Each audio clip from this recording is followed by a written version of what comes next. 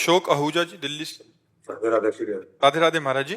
महाराज जी, श्वासों के साथ नाम को कैसे जोड़ा जाता है? ये जो जबान का अग्रभाग है, ये ऊपर के जबड़े में लगाओ, जहां से दांतों का संयोग है, लगाओ पहले। ये स्थिति हो जाती है। अब नाक की अंदर की वायु के ठसक से बोलो राधा, जैसे हम तुम्हें सुना रहे। अब इसको और धीमा कर दो।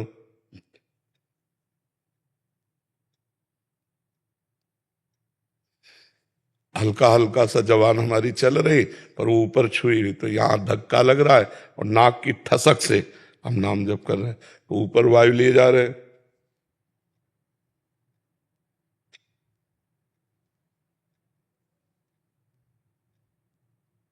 ये हम सिखाने के लिए कह रहे हैं। और जैसे अपने लोगों के हम कैसे भी रहें, ऐसे हैं, कोई दांत बंद नहीं, कोई कुछ। अब वो मन ने पकड़ लिया है, तो अब इन सब क्रियाओं का कोई मतलब नहीं है। हम देख रहे हैं तो चल रहा है, बात कर रहे हैं तो हमारे दिमाग में चल रहा है, बैठे हैं तो चल रहा है, पढ़े हैं तो चल रहा है, क्योंकि मन ने पकड़ लिया। बहुत समय हो गया ना, बचपन से लेकर अभी तक, तो मन ने पकड़ लिया। प्रारंभ के लिए ही है हमारी तो शुरुआत। हाँ, तो इसमें बोलना अच्छा नहीं लगेगा, मौन अच्छा लगेगा। देखो ऐसे है, ये जबान है ना, ऐसे। हाँ, तो पहली बात, आपको बोलना अच्छा नहीं लगेगा इसमें, क्योंकि जबान हटेगी तो मौन अच्छा लगेगा। और एक तार जहां आप चला पाए तो स्वाद आने लगेगा, फिर नशा चढ़ने लगेगा, फिर ये मतलब नाम छूटता नहीं। पर ये अभ्यास, नाम चले चाहे न चले, जबान वहीं रखो। और अगर ये जबान नीचे गई यहां, तो विषय चिंतन होने लगेगा, ऊपर गई तो भगवत चिंतन होने लगेगा। ये ऐसे महाराज जी, ये नाम जब एकांत में तो बैठ के कर लेंगे, लेकिन जैसे मैं बैंक में जॉब करता हूँ, फिर चलते फिरते उठते बैठते, जैसे बैंक में हर समय थोड़ी बात कर रहे हैं, किसी से बात किया, किसी का कार्य। अब जब हम कार्यरत हैं, बात नहीं कर रहे हैं, फौरन जवान ऊपर लग गई, 10 नाम लिया और उसको पैसे देते जा रहे हैं। जो भी कार्य, जो भी आपकी कार्य प्रणाली है, खाली बैठे हैं तब तो समय है ही। बहुत कम समय हम क्रियारत रहते हैं, अधिक समय हम खाली रहते हैं। नहीं, मतलब हम हाथों से क्रिया कर रहे हैं, केवल जबान हमको छुट्टी मिले, बात तो बहुत कम करनी होती है, तो उस समय हम एक एक रुपया गिन सकते हैं और एक भी नाम नहीं छूटेगा, उसके साथ नाम भी चलेगा। क्रिया, हमारे मन में इतनी सामर्थ्य है कि 2 काम एक साथ कर सकते हैं, कि हम आपको देख भी रहे हैं और नाम भी चला रहे हैं। 2 मंत्र एक साथ चला सकते हैं, कभी अभ्यास करना। 2 मंत्र एक साथ विपरीत, जैसे राधा और राम, तो हम राधा राधा बोलेंगे, लिखेंगे राम राम, दोनों एक साथ चलेंगे, दोनों में क्रम बना रहेगा। यदि राम राम लिखेंगे तो राधा राधा चलाएंगे, दोनों एक साथ चलेंगे। इतनी पावर शक्ति मन में है कि ये 2 कार्य एक साथ कर सकता है, एक साथ कर सकता, पर स्वाद आएगा एक में। फिर जब स्वाद आने लगेगा तो ढनक जाओगे, एक में एकदम स्थित हो जाओगे। पर कर 2 काम सकते हैं, तो जब मन भागे तो इसे 2 में लगा दे। जैसे हम लोगों का था, तो गुरुमंत्र था और नाम था, तो गुरुमंत्र में लिखने में लगा दिया और नाम जपने में लगा दिया। अब उसके भागने की जगह ले लेंगे, क्योंकि जहां भागेगा तो एक रुक जाएगा, और एक रुकेगा तो पकड़ में आ जाएगा, फिर लाओ तुरंत उसको उसी में लगा दो। समझ रहेगा आप? हाँ, चलो, बहुत बढ़िया, खूब आनंद का मार्ग है। रोहित दुबे जी, महाराष्ट्र से। महाराज जी, मैं आपके दिए गए मार्गदर्शन पर लगभग 1 साल से भगवत मार्ग पर चलने का भरसक प्रयत्न कर रहा हूँ, पर राधा राधा नाम जब भी करता हूँ, मेरे जीवन के अभी खाली 3 आधार हैं: राधा नाम, आपके दिए गए भागवतिक आदेश और पवित्र आचरण। महाराज जी, मेरा प्रश्न है कि जितना फायदा नाम जप करने का होता है, उतना ही फायदा क्या नाम जप सुनने का भी होता है? हाँ, श्रवण कथन का एक ही फल होता है। अगर हम नाम सुन भी रहे कीर्तन आदि के द्वारा, तो वही लाभ मिलेगा। श्रवण कथन का एक ही फल होता है। महाराज जी, नाम से आप बोलते हो भगवत प्राप्ति होती है, तो सहचरी भाव के लिए मंत्र जरूरी है। सहचरी भाव में नाम से नहीं जा सकते। फिर नाम की कृपा से, गुरु की कृपा से मंत्र, मंत्र से फिर उसकी प्राप्ति। ऐसे खुद नहीं जा सकते कि सहचरी भाव में? नहीं, ऐसे नहीं।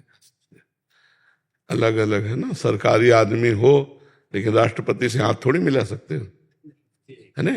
सरकारी आदमी तो गेट तक रहो, ऑफिस में बैठो, ऑफिस से बात करो, लेकिन वहां जाने के लिए एक पर्सनल डिपार्टमेंट बनना पड़ेगा, फिर पर्सनल अंग सेवी बनना पड़ेगा। पर्सनल अंग सेवी का नाम सहचरी है, महाराज जी सहचरी भाव में ऐसा क्या है जो राष्ट्रपति पद्धति है उसमें? क्योंकि सबसे ऊंचाई पे है ना दास, शांत भाव, दास्य भाव, सख्य भाव, वात्सल्य भाव, कांता भाव, सहचरी भाव। अपने राष्ट्र का सबसे बड़ा है ना राष्ट्रपति, तो वो सबसे बड़ा हो, सबसे ऊंचाई है सहचरी भाव। अब वो ऐसे नहीं प्राप्त होती है। नाम से कल्याण हो जाएगा, नाम से भगवत प्राप्ति हो जाएगी, लेकिन श्री जी को स्नान कराना, श्री जी को भोग लगाना, श्री जी को श्रृंगार करना, ये सौभाग्य सहचरी, ये ऐसे नहीं प्राप्त होता। सहचरियों के द्वारा जो दिया हुआ मंत्र है और उपासना पद्धति है, तब उससे पक्का सहचरी भाव है। हाँ पक्का पक्का। उसमें जब लगोगे तब है ना, ऐसे थोड़ी। अच्छा जैसे मान लो आप दंड बैठक मारते हैं, 10-20 किलोमीटर दौड़ते हैं, तो आप आर्मी के जवान थोड़ी हो गए। उसके लिए आपको ट्रेनिंग लेनी पड़ेगी आर्मी की, और वो आपको पास कर दें तब आप। ये थोड़ी कि दंड बैठक मान के जवान हो गए, बोले आर्मी के जैसा दिखाई देता है तो आर्मी थोड़ी हो गए तुम, नहीं हो गए। कमांडो थोड़ी बन जाओगे तुम, उसकी ट्रेनिंग होती है। अब एक होमगार्ड की ट्रेनिंग है, भाई कमांडो की ट्रेनिंग है नहीं। तो अब कह दे कि हम तो सरकारी आदमी है, तो कमांडो जैसी कला थोड़ी आप में है। वो तो मिनट में पलक झपकते ही आदमी को गोली मार दे, और यहाँ संभालना पड़ेगा। अच्छा अपने लोग जैसे हैं तो पूरे दिन भर लगे रहे तो कुछ नहीं कर पाए, क्योंकि पता ही नहीं, अभ्यास ही नहीं है। तो ऐसे ही जो मंत्र होते हैं वो रहस्य होते हैं। मंत्र का मतलब होता है रहस्य, सहचरी भाव का रहस्य।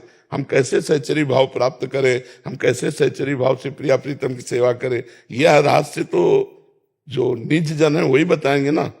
तो नाम का जप का फल होगा निज सहचरियों से संबंध, और सहचरियों की कृपा का फल होगा कि हम सहचरी भाव से प्रिया प्रीतम की सेवा में जाए। गुरुजी में सहचरी में सुखी सुख है, सहचरी भाव में नहीं, सुख तो भगवान के नाम जप करने से शांत भाव में भी है, दास्य भाव में भी है, पूर्ण सुख सख्य भाव में भी है, पूर्ण सुख कांता भाव में भी है। अब दूध का खोया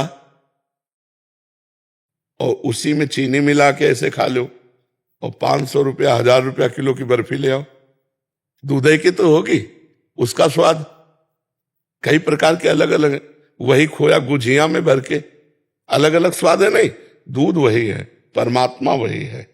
परमात्मा 10-20 नहीं है, उसका अलग अलग स्वाद है। शांत भाव में अलग स्वाद है, दास्य भाव में अलग स्वाद है, सखा भाव में अलग स्वाद है, वात्सल्य भाव में अलग स्वाद है, पति भाव में अलग स्वाद है, सहचरी भाव में अलग स्वाद है। स्वाद है, परमात्मा एक ही है, परमात्मा 10-20 नहीं है। स्वाद का स्वाद विशेष, रस विशेष, रसास्वादन विशेष, ये भाव। और परम सुख और परम आनंद तो भगवान के नाम जपने से ही है, दास भाव से ही है। ये तो उस आनंद की चरम विषय। अब जैसे दास है तो ऐसे मिलेगा भगवान से स्वामी, वो ऐसे थोड़ी बात करता है। जो दास भाव में है वो तो ऐसे बात, स्वामी जो आज्ञा, ये हाँ प्रभु। और सखा कैसे मिलता है, गले में हाथ डाल, चल यार, वही भगवान है, लेकिन उनसे सखा भाव से उपासना की, चल यार खेलते हैं। अब वो आंख मिला के बात करेगा, तो भाव ही तो है ना, एक भाव की आंख नहीं मिला सकता। जय जय जय जय, दास है ना, और एक भाव है कि चल यार, अरे यार तू अपने को बहुत बड़ा समझता है क्या, 10-20 गैया तेरे पास ज्यादा होंगी, सखा जल ठाकुर, क्योंकि सखा भाव है, मतलब समान भाव है। तो भाव देखो कहां पहुंचा दिया, परमात्मा को डांट रहे हैं, परमात्मा से बात कर रहे हैं, परमात्मा। भाव का बड़ा विचित्र खेल है। सहचरी भाव में इतना आनंद होता है कि हमेशा के लिए उधर ही लुप्त हो जाता है। बस हाँ, लुप्त हो जाते हैं, बिल्कुल। पहले नाम जप करो और आगे फिर। विनीत जी जलंधर पंजाब से। राधा वल्लभ श्री हरिवंश महाराज जी, जय सीताराम। महाराज जी आपके चरणों में कोटि कोटि प्रणाम। महाराज जी दैनिक जीवन में अपने साधन के प्रति उत्तरोत्तर श्रेष्ठ भाव, दृढ़तम श्रद्धा, अनन्यता किस प्रकार हो? साधन क्या है? नाम। जैसे गरीब आदमी को 1 करोड़ की चेक मिल जाए तो हर समय वो संभालता रहेगा ना, कहीं छूट न जाए। तो गुरु ने नाम सुकृत धन अपनी जीवन अति हित मान देत वरदान, वृंदावन हित बलिपद पावन, भक्ति प्रकाशत ज्यों जग भान, नमो नमो गुरु कृपा निधान। गुरुदेव ने अपने जीवनी शक्ति दे दी हमें, जो नाम दिया है ये जीवनी शक्ति है। इसमें इतनी सामर्थ्य है कि भगवान अजित को जीत ले। सुमिर पवन सुत पावन नामू, अपने बस करि राखे रामू। तो हमें बहुत बड़ी कीमती चीज मिली है। जब तक हम नाम का महत्व सर्वोत्तम नहीं रखते तब तक नाम निरंतर नहीं चल सकता। सर्वोत्तम, जैसे अच्छा भोजन मिला, नाम भूल गए तो नाम सर्वोत्तम नहीं विराजमान हुआ, उससे उत्तम भोजन हो गया, क्योंकि नाम छूट गया ना। जैसे आपको रुपया मिला, 4 घंटे काम किए और आप नाम भूल गए, तो इसका मतलब वो काम श्रेष्ठ हुआ, वो दाम श्रेष्ठ हुआ, ना कि नाम श्रेष्ठ हुआ। कोई व्यक्ति मिला, आप उससे बातचीत करने में नाम भूल गए, मतलब वो व्यक्ति श्रेष्ठ हुआ, ना कि नाम श्रेष्ठ हुआ। हम नाम को बहुत नीचे स्थान पर बैठा ले हैं, छोटी छोटी बातों में नाम को हम भूल जाते हैं। जब हम नाम को सर्वश्रेष्ठ स्थान पर बैठा लें, कहूं कहाँ लगी नाम बढ़ाई, राम न सके नाम गुण गाई। इतनी महिमा, राम न सके नाम गुण गाई। जो नाम में गुण है वो भगवान राम भी पूरा नहीं गा सकते, तो ऐसे नाम को हम कैसे भूल जाएं। काम ही नारी प्यारी जिम, लोभी जिम प्रिय दाम, तिम रघुनाथ निरंतर प्रिय लागो मोहि राम। हम महत्व बुद्धि नाम पे करें तो महत्व बुद्धि कैसे होगी। भजन न हुई संग बिनु, भजन बिना नहीं प्रेम, छिन्हू भजन न छाड़िए, धरिए यह ध्रुव नेम। बिना भजनानंदी महापुरुषों के भजन में प्रेम नहीं होता। यदि हम भगवत प्रेमी महात्माओं के चरित्र पढ़ें, भगवत प्रेमी महात्माओं का प्रगट में संग करें, तो हमारे हृदय में नाम के प्रति प्रीति हो जाए। और जब नाम के प्रति महत्व और प्रीति हो जाएगी तो कहीं भी चलते फिरते उठते बैठते, जब मामनिस्मर युद्ध करते हुए भगवान का स्मरण हो सकता है, तो और सब काम तो बहुत छोटे हैं। युद्ध तो बड़ा भयानक कार्य है, जिसमें सामने वाले से अपनी गर्दन बचानी है और सामने वाले की उड़ानी है, और नाम जब चलना है। अगर ये ना चल पाने की सामर्थ्य होती तो भगवान आदेश ना करते। मामुनिस्मर युद्ध च, भगवान कह रहे सर्वदा सर्व कालेषु मामुनिस्मर युद्ध च। अपने कर्तव्य का पालन करो और मेरा स्मरण करो। तो नाम पर हम महत्व बुद्धि कर ले तो नाम सतत चलने लगे। समझ पा रहे हैं आप जी? गोविंद जी पंजाब से। राधे राधे महाराज। राधे राधे महाराज जी। महाराज जी, भक्तों के अतिरिक्त अनेक अनैतिक शास्त्र विरुद्ध कार्य करने वाले व्यक्तियों में इनका सद्भावना या भक्ति भाव नहीं बन पाता, या भगवत भाव नहीं बन पाता, फिर मन बहुत विचलित हो जाता है। ऐसे में क्या करें? भक्तों में तो हो जाता है भगवत भाव या सद्भावना। फिल्म देखा है? देखा तो होगा। एक ही कलाकार कई रोल करते पाए जाते हैं। कभी वो विलेन बनता है, कभी वो हीरो बनता है, कभी वो अच्छा रोल करता है, कभी बुरा रोल करता है। आपको उस व्यक्ति से तो घृणा नहीं है, उसके रोल में प्रियता या अप्रियता हो सकती है। कि मान लो खलनायक का रोल किया तो अप्रिय लगा, हीरो का रोल किया तो प्रिय लगा, लेकिन उस व्यक्ति से आपको कोई शिकायत नहीं, उसके स्वांग से शिकायत है नहीं। ऐसे ही सब में परमात्मा बैठकर स्वांग कर रहा है। 3 गुण हैं, तमोगुण, रजोगुण, सतोगुण। तो जब सतोगुण का स्वांग करेगा तो हीरो का स्वांग करेगा, जब रजोगुण का काम करेगा तो भोग विलासी ऐसा कार्य, और जब तमोगुण का तो घोर राक्षसी स्वभाव हिंसा। लेकिन वो स्वयं में कुछ नहीं है। जैसे एक विलेन का भी रोल करता है, हीरो का भी रोल करता है, और एक सदगृहस्थ का रोल करता है, लेकिन वो वास्तविक में वो ऐसा दुष्ट नहीं है, वास्तविक में वो इतना अच्छा नहीं है, वास्तविक में इतना वो प्रपंची नहीं है। अब जो उसको जानता है वो केवल मजे लेगा उसके रोल का। क्या उत्तम कलाकार है कि अगर दुष्टता का रोल करता है तो हद कर देता है, अगर साधुता का रोल करता है तो हद कर, बड़ा अभिनय अच्छा। तो जब कोई बड़ा परफेक्ट अभिनेता होता है तो हर रोल वो कर लेता है।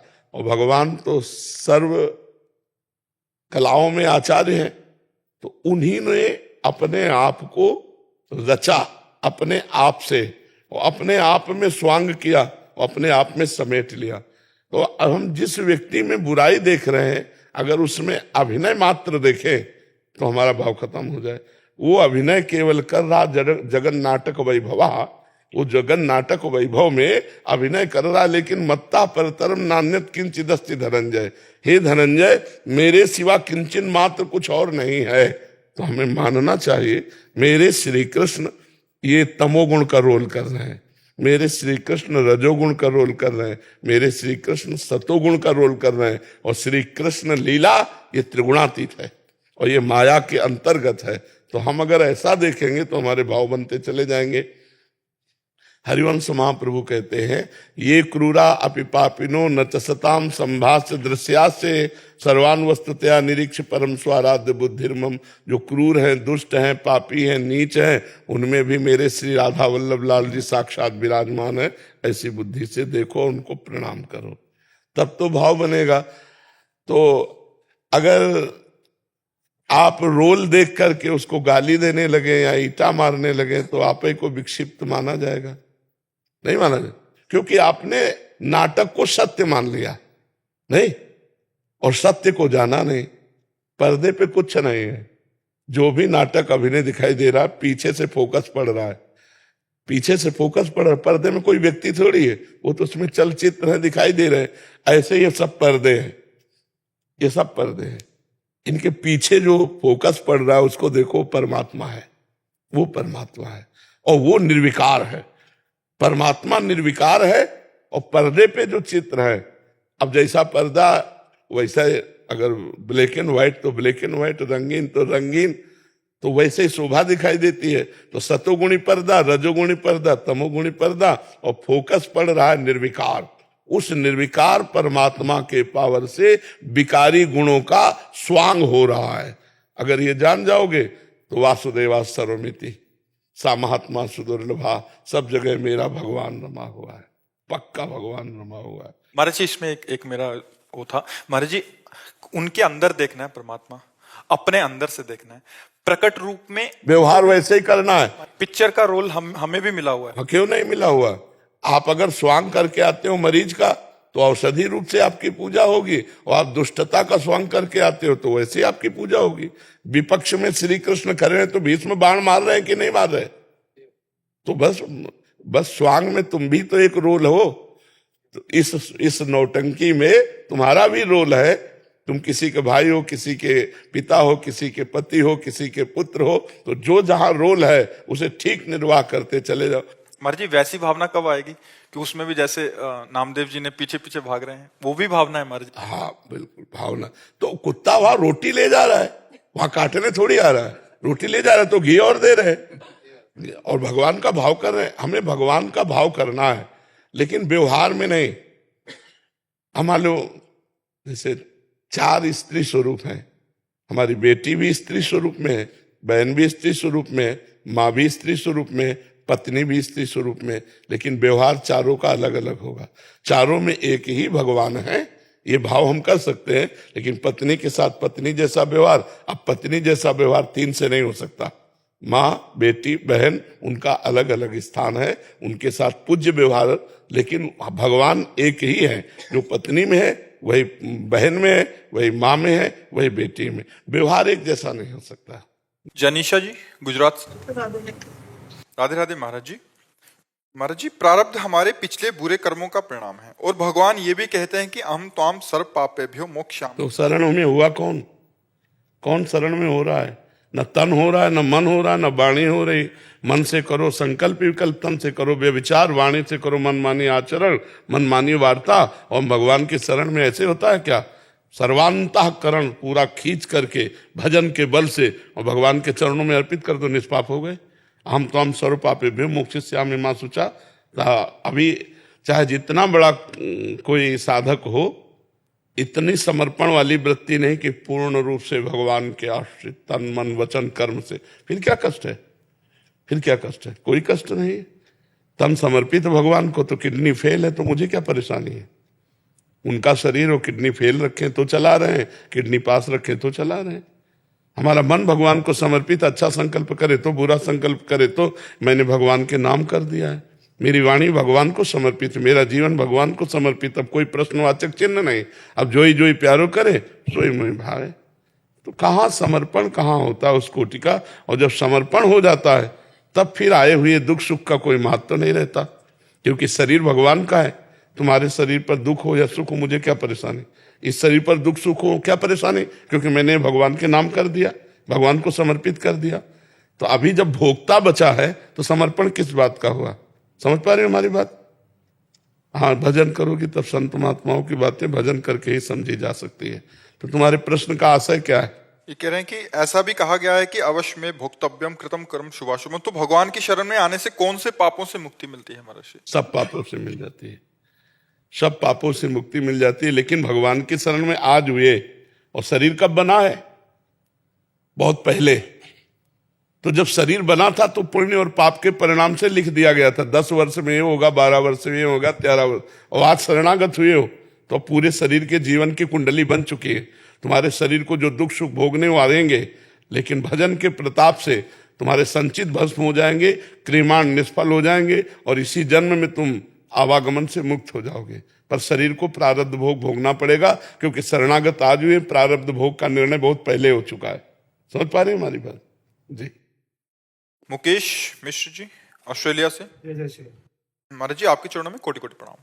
महाराज श्री जी की कृपा से ऑस्ट्रेलिया में एक व्यापार की सेवा मिली है और हमारे विदेशी मूल के ग्राहकों ने आपको धन्यवाद भेजा है, कृपया स्वीकार करें। मैं उनको एकांतिक के बारे में बताता हूं तो उनके भी वही प्रश्न होते हैं जिन्हें आप अक्सर उत्तर में दे देते हैं।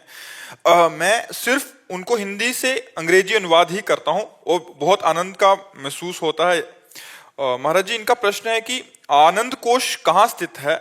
क्या निरंतर नाम जब भगवत चर्चा व स्वाध्याय से हमें आनंद मिल आता है, वो आनंद कोश से ही मिल रहा है? जब तक 3 गुणों के अंतर्गत ही है, अन्नमय कोश, प्राणमय कोश, मनोमय कोश, विज्ञानमय कोश, आनंदमय कोश, ये 5 कोश जो है त्रिगुण माया के अंतर्गत है।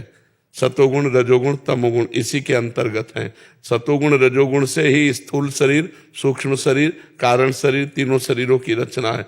ये आनंद स्वरूप नहीं है, ये आनंद कोश है। इसमें जो क्षणिक आनंद आता है वो आनंद कोश से आता है, और जीव इसी आनंद कोश में बंधा हुआ है। जब इस लघु सुख का त्याग कर दे तब वो भूमा सुख आनंद स्रोत, जो आनंद सिंधु सुख राशि, आनंद सिंधु सुख राशि, वो आनंद सिंधु जब खुलता है तब जीव उन्मत्त हो जाता है भगवान के आनंद में। अभी तो ये जैसे रसेंद्री से अच्छा भोजन किया, अपने मनोनुरूप रूप देख लिया, मनोनुरूप संगीत सुन लिया, ये जो आनंद की अनुभूति होती है ये आनंद कोश से होती है। आनंद कोश अंतःकरण में, अंतःकरण मन बुद्धि चित्त अहंकार, और इसके कोई महत्वशाली नहीं है। ये ऐसे जैसे बहुत प्यासा आदमी ओस चाट कर प्यास बुझाना चाहे तो नहीं बुझ सकती, ऐसे ही अभी तक आनंद कोश से हम भोग भोगते रहे, कहीं की तृप्ति है क्या? क्योंकि हम परमात्मा के अंश है, तो हमें आनंद स्रोत खुले तब बात बने, और वो खुलेगा भजन से। और भजन में रुचि नहीं होती, भोगों में रुचि होती है। अगर हम भजन करें और इन लघु सुखों का त्याग करें तो महान सुख के अधिकारी बन जाए। समझ पा रहे हैं आप जी? जैसे मैंने क्वेश्चन किया था कि आनंद कोश जी, तो उनके अंदर वही आनंद कोश की आनंद की अनुभूति होती है जी। हम अभी कोशिश करते हैं कि पूरे हफ्ते की दिनचर्या में जी। भगवत लीला, श्रवण कीर्तन जी, जी। और ये चीज करते हैं तो आनंद स्रोत से हाँ बिल्कुल बिल्कुल, उस हाँ भगवान नाम कीर्तन, भगवत लीला कथा गायन, भगवत लीला कथा श्रवण और भगवान नाम जप, इसी से आनंद स्रोत खुलेगा। जब आनंद स्रोत खुलेगा तो निहाल हो जाओगे। ये सब व्यर्थ लगेगा, ये सब ब्रह्मादिक के भोग सब विषम लागत ताय, नारायण ब्रजचंद की लगन लगी है जाए। भगवत प्राप्ति की लगन लगने में ब्रह्मादिक के भोग भी विषवत लग जाते, फिर मृत्यु लोक के तुच्छ भोगों की बात क्या। न पारमेष्ठम न महेंद्र धिष्णम, पारमेष्ठम मतलब सबसे बड़ा पद है ब्रह्मा जी का। न पारमेष्ठम न महेंद्र धिष्णम, महेंद्र का देवराज इंद्र का, देवराज इंद्र के पास कितना सुख है, अप्सराएं हैं, सब है। न सार्वभौमम मतलब एक चक्रवर्ती सम्राट, न रसाधिपत्यम रसातल का लोग, न योग सिद्धिर न पुनर्भवम, जो भगवान का आनंद स्रोत का सुख मिलता है ना वो इनमें भी नहीं है, इनमें भी नहीं है। मृत्यु लोक के सुख की तो बात ही क्या है। वो बड़े भाग्यशाली हैं जो संयम से चलते हैं, नाम जप करते हैं, भगवान के आश्रित हैं, उनका बड़ा मंगलमय जीवन है, बड़ा मंगलमय। ई परलोक सकल सुख पावत, परलोक में भी सुख पाएंगे। मान लो जो यहाँ कमा रहे हैं और सुख भोग कर मर्त के और मरे तो सब यहीं रह गया। अब जो सुख भोगा उनमें पाप भी है, वो कुछ पुण्य भी है, फिर जाकर के जन्म मरण का चक्र, लेकिन मुक्त होने वाला कार्य तो किया ही नहीं। नाम जप, नाम कीर्तन, भगवान की आराधना, ये जब नहीं हुआ तो जन्म मरण से मुक्ति कौन दिलाएगा? तुम्हारे शुभ अशुभ कर्म तो बंधन करने वाले हैं। मोक्ष तो भगवान नाम से मिलता है, भगवत आराधना से मिलता है। इसलिए सबको चाहिए कि अपने दिनचर्या में कुछ समय ऐसा निकाले जिससे हम भगवान की पूजा करें, भगवान का नाम जप करें, भगवान संबंधी हम शास्त्रों का स्वाध्याय करें, तभी हमारा जीवन मंगलमय होगा। अच्छा, भगवान का डर जिसके अंदर आ जाता है वो भी सही चलने लगता है कि यार ऐसा कुछ ना हो जाए हमसे गलती जिससे भगवान नाराज हो जाए। डॉक्टर प्रदीप जी, गुजरात से। राधे राधे महाराज जी।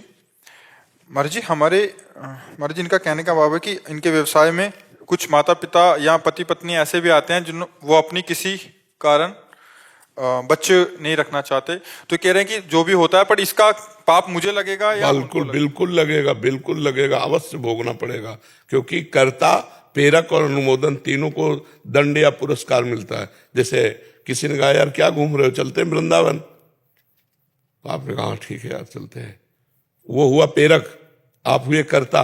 और कहाँ जा रहे हो? वृंदावन। अरे भाई आपके कितने बड़े भाग्य, वृंदावन जा रहे हैं, तो तीनों को बराबर पुण्य मिलेगा। हम उसके अच्छे के लिए, वो मेंटली रिटार्डेड पेशेंट है कभी।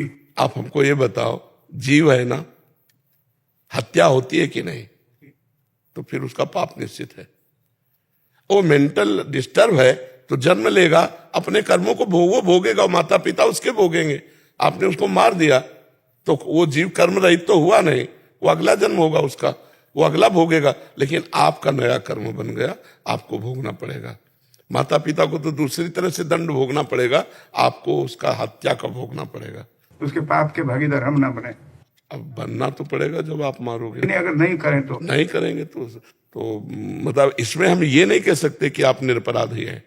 भागवतिक कानून में कानून जब पास कर दिया जैसे कि इसकी कल फांसी होगी और वो पापाचारी सिद्ध हुआ, अब जो जल्लाद उसको फांसी देता उसको पाप नहीं लगेगा, क्योंकि वो कानून ने सिद्ध कर दिया है उस जीव को कि इसने पाप किया और पाप के परिणाम में मृत्यु दंड का अधिकारी है। अब उसे जो मृत्यु दंड देता है उसका, लेकिन उस जीव को पापाधीन तो नहीं माना जा सकता, उस जीव का अपराध तो नहीं है जिसकी आप हत्या करते हैं।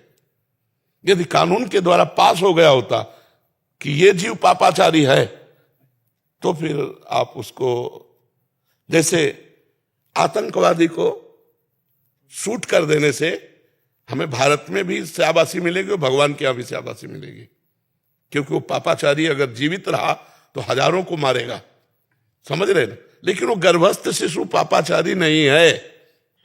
इसलिए ये अध्यात्म का और सांसारिक कानून का थोड़ा बड़ा अंतर होता है, होता उस शास्त्रों से ही लिया जाता है कानून, लेकिन अंतर होता है। जैसे आज हमारा कानून लिव इन रिलेशन पास कर दिया, लेकिन हमारा शास्त्र ऐसा नहीं कहता। शास्त्र कहता है कि लड़की को एक बार जिस पुरुष का वरण करे आजीवन उसी का निर्वाह करना चाहिए, लड़के को एक बार लड़की का जिसका हाथ पकड़े तो आजीवन निर्वाह करना चाहिए।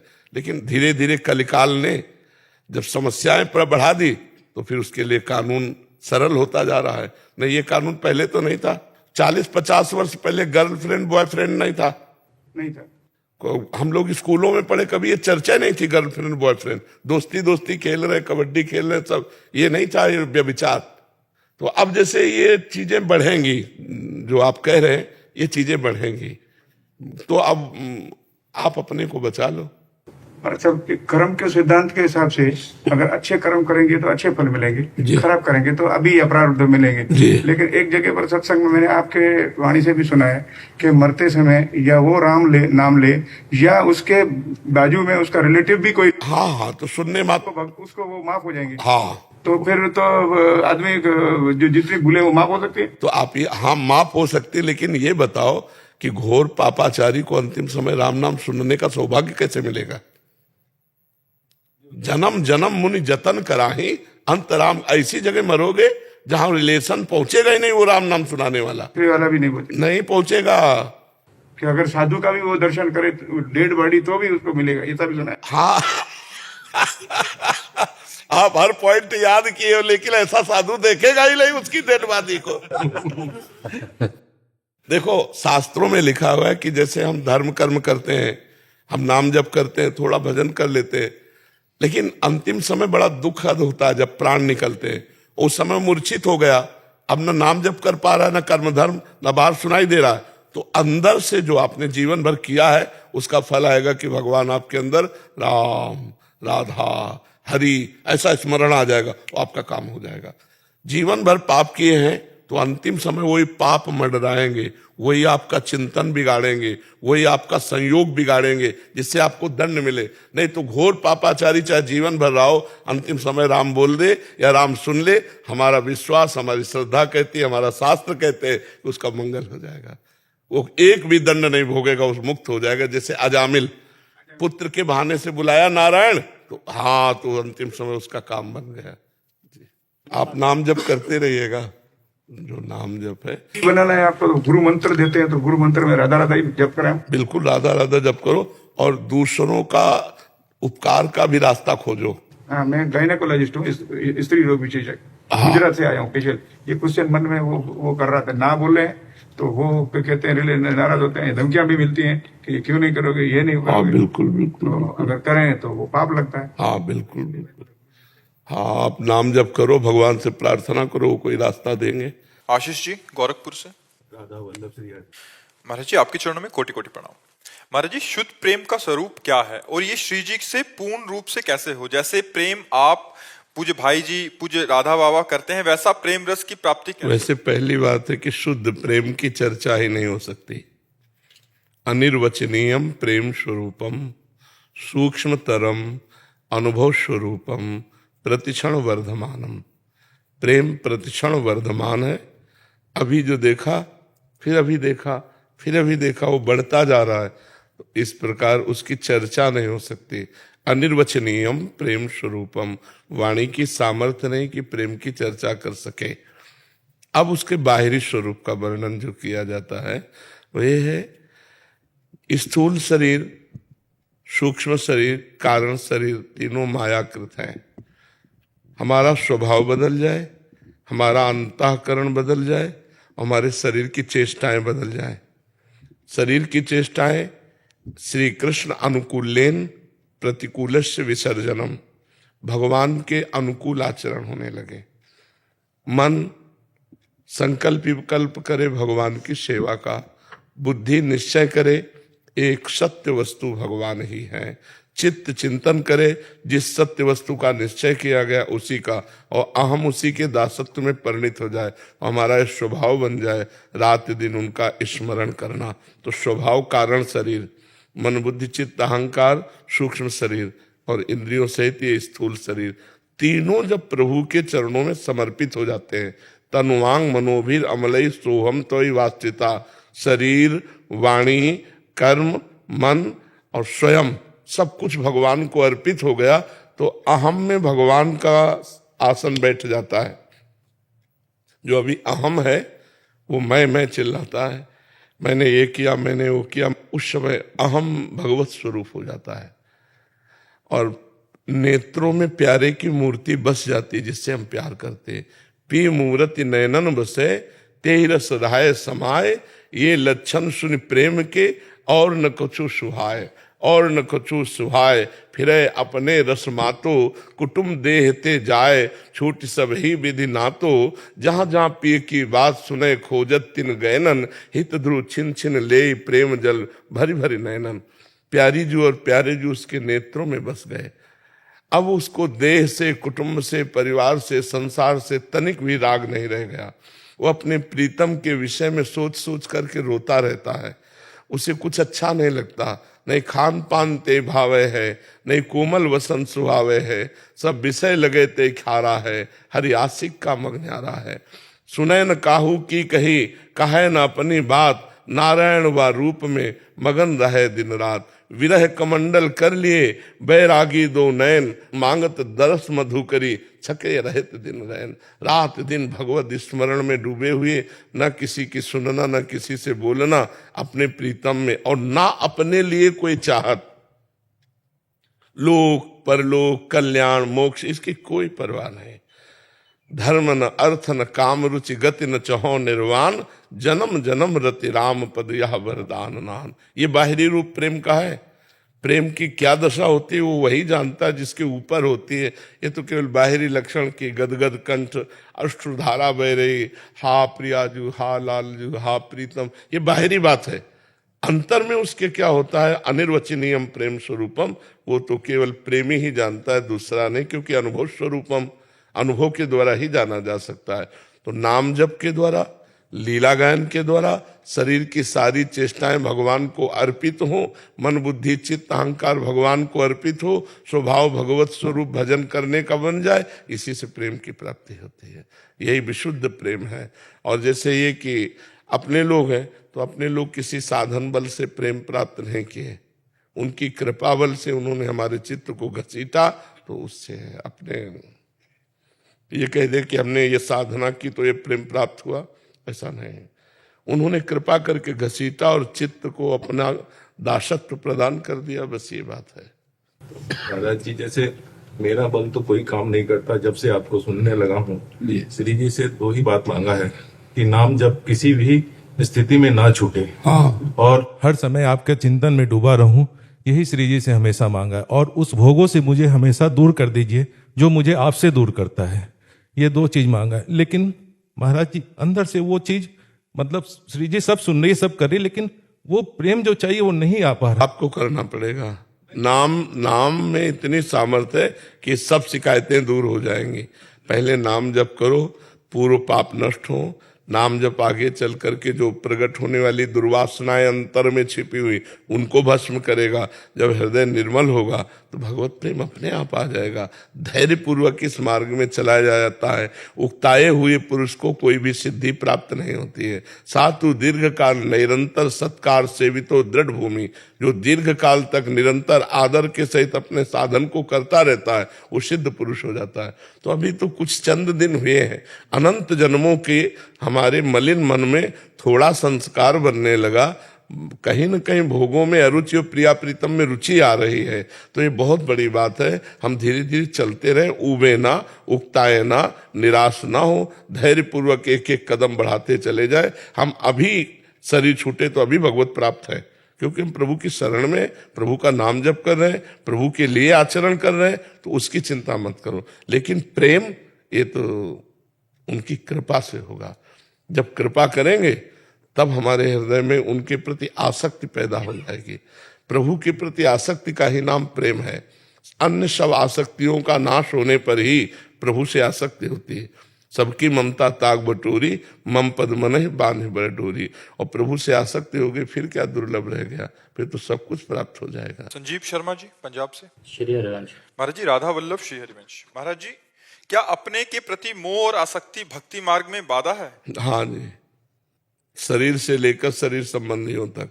किसका प्रश्न है? बिल्कुल बाधा है, बिल्कुल। क्योंकि एक मन है और वो अगर बहुत जगह प्यार किए हुए है तो प्रभु से प्यार नहीं कर पाएगा। इससे आगे कैसे निकला जाए? सब में प्रभु को देख लो। छोड़ नहीं सकते हो तो जोड़ लो। पुत्र को प्यार कर रहे हो और प्यार करो, उसे भगवान मान के प्यार करो, उसमें भगवान बैठा है। पत्नी को प्यार कर रहे हो और प्यार करो। त्याग नहीं सकते हो तो राग करो, इतना राग करो कि मेरे भगवान इस पत्नी के हृदय में बैठे, माता पिता में भगवान बैठे, प्रत्येक व्यक्ति में भगवान बैठे। भगवान को देखकर किया गया जो व्यवहार है वो भक्ति है। भगवान से विमुख किया गया व्यवहार वही अभक्त है। तो जो भगवान से विमुख होकर हम मान रहे हैं कि मेरा पुत्र है, मेरी पत्नी, मेरे पिता है, मेरे माता है, तो फिर भगवान ही कह रहे जननी जनक बंधु सुतदारा तन धन धाम सुहृद परिवारा सबकी ममता ताग बटोरी। सबकी ममता ताग बटोरी मम पद मनहि बांध बर डोरी। सबकी आसक्ति मोह हटा लो और मेरे चरणों में समर्पित कर दो। अब बड़ा कठिन है मोह राग हटाना, त्याग तो बहुत कठिन विषय है ना, तो हम उसे जोड़ देते हैं। जोड़ने में कोई परेशानी नहीं, हम और प्यार करते हैं उसमें भगवान का भाव करके। तो जब हम चराचर जगत में भगवान का भाव कर सकते हैं तो अपने परिवार में क्यों नहीं? क्योंकि भगवान सर्वत्र है। मत्ता परतरम नान्यत किंचिदस्ति धनंजय, मेरे सिवा और किंचिन मात्र कुछ नहीं। तो हमें अपने भाव बदलने हैं। भक्ति भाव प्रधान होती है, तो हमें भाव बदलना है कि मेरे पुत्र में भगवान, मेरी पत्नी में भगवान। व्यवहार वैसे ही करना जैसे पुत्र से करना, जैसे पत्नी से, पर भाव रखना है भगवान का।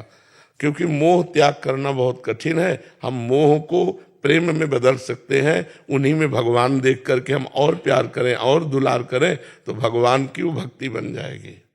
महाराज जी, इस शरीर की आसक्ति कैसे टूटे? नाम जप करो और अपने बुजुर्गों की सेवा करो। सेवा से आसक्ति का नाश हो जाता है। पशु पक्षी की सेवा, बूढ़े सास ससुर की सेवा, पति की सेवा, पुत्र परिवार की सेवा, सेवा से शरीर पवित्र होता है। शरीर से बहुत अपराध हुए ना, तो मलिन स्वभाव का परिचय है कि वो देहासक्त होगा, और निर्मल स्वभाव का परिचय है कि देह राग का त्याग किए हुए होगा। तो देह राग का त्याग करने के लिए या तो शुद्ध ज्ञान हो या विशुद्ध भक्ति हो। ज्ञान में भी इसके राग का नाश हो जाता है। जिसे हम अपना मैं समझ रहे हैं वो है ही नहीं। जो स्थूल शरीर जिसे मैं समझ रहे हैं वो है ही नहीं। ज्ञान से पता चल जाता है। तो जैसे सांप को अपने केचुल से कोई प्यार नहीं होता, ऐसे ज्ञानी पुरुष को अपने शरीर से कोई राग नहीं होता। तो हम ज्ञान तो प्राप्त करना बड़ा कठिन है, तो हम भक्ति से शुरू करते हैं। भगवान की सेवा में, माता पिता की सेवा में, समाज की सेवा में, पशु पक्षियों की सेवा में अगर हम शरीर को लगाते हैं तो हमारा शरीर पवित्र होगा। और शरीर में हमारी आसक्ति है तो हमारी आसक्ति पवित्र होने लगेगी। पवित्र आसक्ति आत्मा में होती है, भगवान में होती है। अपवित्र आसक्ति शरीर में होती है, भोगों में होती है, शरीर संबंधियों में होती है। नाम जप और सेवा, इन दो के द्वारा हम आसक्ति का परिवर्तन कर सकते हैं।